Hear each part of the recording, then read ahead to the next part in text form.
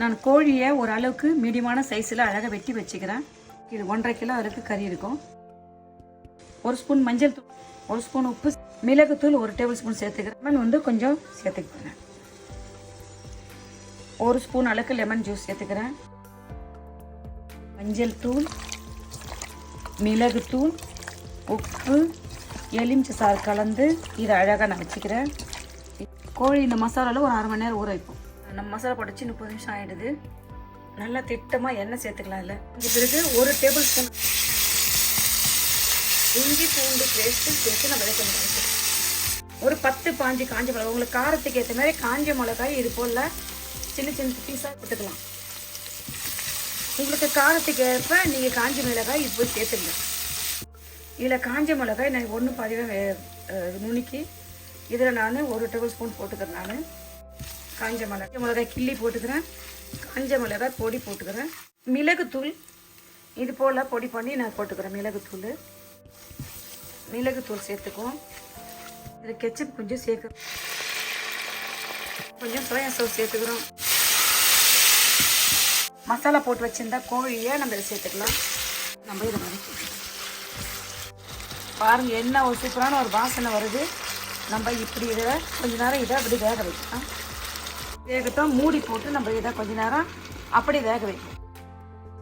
பாருங்க, நம்ம போட்டதெல்லாம் மிளகாய் வத்தல், மிளகாய் பொடி, மிளகு தூள் எல்லாத்துலேயும் சேர்த்து அப்பப்போ சும்மா கொஞ்சம் கிளறி வருவோம். நம்ம இதை தண்ணி ஊற்றல, இந்த கோழியில் விடுற தண்ணியிலேயே நம்ம இதை நல்லா அழகாக வேக வைப்போம். நம்ம போட்ட மிளகாய் வத்தல்லாம் சேர்த்து எண்ணெய் அழகாக ஒரு ஸ்பைஸியாக வேகுது பண்ணுறோம். பொடியாக நறுக்கி வச்ச ஒரு பெரிய சைஸ் தக்காளி பழத்தை சேர்த்து, பொடியாக நறுக்குன ஒரு பெரிய சைஸ் தக்காளி பழத்தை சேர்க்குறேன்.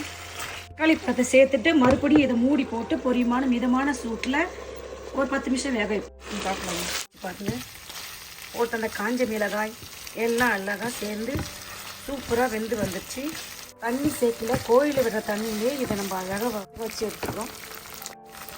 சும்மா ஒரு கைப்பிடி அளவுக்கு கருவேப்பிலை சேர்த்துக்கிறோம். கொஞ்சம் பிரிங் ஆனியன் சேர்த்துக்கிறோம். தப்பிச்சோம் கொஞ்சம் உங்களுக்கு பிடிச்சி சைஸு வெங்காயத்தை கொஞ்சம் பெரிய சைஸில் வெட்டி சேர்த்துங்க. வெங்காயத்தை பிரிங் ஆனியன், இந்த ஆனியன் குடமிளகாய் வந்து வேகணும் அவசியம் இல்லை. இதில் வதங்கினா போதும். உப்பு டேஸ்ட்டு பார்த்துக்கிட்டு உப்பு கொஞ்சம் சேர்த்துங்க. கூட கொஞ்சம் நம்ம கரம் மசாலா தூள் சேர்த்துக்கிறோம். காஞ்ச மிளகாயை ஒரு கைப்பிடி அளவுக்கு நான் கிள்ளி போட்டு சேர்த்துக்கிறேன். காஞ்ச மிளகாய் பொடி வந்து நல்லா 1 டேபிள் ஸ்பூன் சேர்த்துக்கிறேன். மிளகுத்தூள் 1 டேபிள் ஸ்பூன் சேர்த்துக்கிறேன். நம்மளுக்கு இதில் காரம் கொடுக்குறது காஞ்ச மிளகாயும் மிளகுத்தூளும் தான்.